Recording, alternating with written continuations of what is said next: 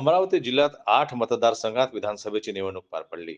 त्या निवडणुकांचा उत्साह जिल्ह्यासह राज्यात पाहायला मिळाला. तर दिनांक 23 नोव्हेंबर रोजी सकाळी 8 वाजतापासून मतमोजणीला सुरुवात झाली.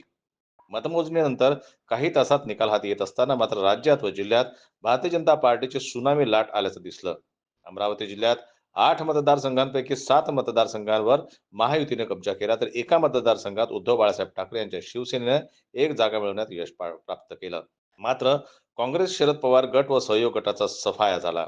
या निवडणुकीत धक्कादायक निकालापैकी माजी मंत्री आमदार बच्चू कडू यांचा पराभवच नाही, तर ते तिसऱ्या क्रमांकावर फेकले गेले. तर काँग्रेसच्या नेत्या तसेच माजी मंत्री आमदार यशोमती ठाकूर यांचा सुद्धा भारतीय जनता पार्टीचे राजेश वानखेडे यांनी पराभव केला. वंचित बहुजन आघाडीचे उमेदवार मिलिंद तायडे तिथे उभे असल्यानं त्यांनी यशोमती ठाकूर यांच्या पराभव मते घेतली. त्यामुळे त्यांचा पराभव झाल्याचं चित्र मतदारसंघात पाहायला मिळत आहे. त्याचप्रमाणे माजी मंत्री काँग्रेसचे सुनील देशमुख यांचा सुद्धा अमरावती मतदारसंघात पुन्हा पराभव झाला. ते सुद्धा तिसऱ्या क्रमांकावर फेकले गेले. तिथे आज समाज पार्टीचे उमेदवार पटेल यांच्याशी लढत झाली. बडनेरा मतदारसंघात आमदार रवी राणा यांनी आपला गट साबूत ठेवला, तर त्यांची लढत अपक्ष उमेदवार उद्धव बाळासाहेब ठाकरे गटाच्या बंडखोर उमेदवार प्रीती बंड यांच्याशी लढत झाली. मात्र इतर पक्षाचे उमेदवार तिसऱ्या चौथ्या क्रमांकावर फेकले गेले. धामणगाव रेल्वे मतदारसंघात आमदार प्रताप अडसर यांनी आपला गड साबूत ठेवला. त्यांनी काँग्रेसचे वीरेंद्र जगताप यांचा पराभव केला. मोर्शी मतदारसंघात भारतीय जनता पार्टीचे यावलकर हे निवडून आले.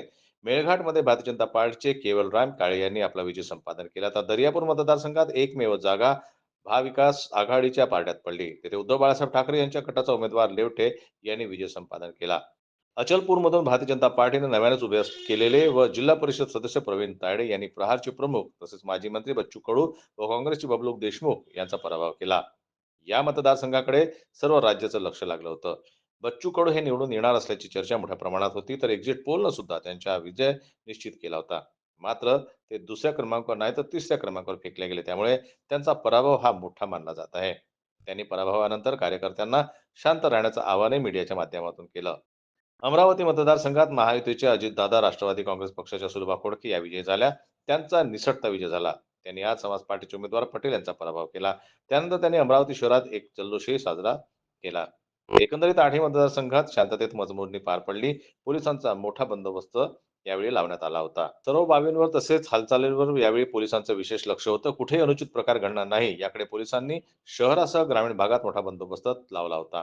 मात्र जिल्ह्यात धक्कादायक निकाल लागल्यानं राजकीय तज्ज्ञ व नागरिकांमध्ये चर्चा पाहायला मिळाली. लाडकी बहीण योजनेमुळे उमेदवारांचा विजय झाल्याचं विरोधक तसेच ज्यांच्या जिल्ह्यात रंगली सरकार बहुमतानं आल्यानं काम चांगलं होणार, शेतकऱ्यांच्या मालाला भाव मिळणार व विकासात्मक कामे मार्गी लागणार, अशा प्रकारे ज्यांच्या जिल्ह्यात सर्वच मतदारसंघात दिवसभर ऐकायला मिळाली.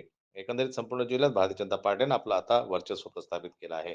येणाऱ्या काळात महानगरपालिका, जिल्हा परिषद, पंचायत समिती निवडणुका होण्याची शक्यता आहे. या निवडणुकीमध्येही भारतीय जनता पार्टी व मित्र पक्ष सहकार क्षेत्रात पुन्हा धुमधडका करणार का, याकडे सर्वांचं लक्ष लागलं आहे. मात्र विरोधक सुद्धा आता पराभव विसरून नवीन कामाला लागणार असल्याचं चित्र जिल्ह्यात पाहायला मिळत आहे. तर संघटन बांधणी करताना पक्ष पुन्हा पराभवापर्यंत कामाला लागणार आहे, हे मात्र आता खरं. जनमत लाईव्ह न्यूज करता अमरावती प्रतिनिधी राजेश्वर घोरमाडे यांची रिपोर्ट.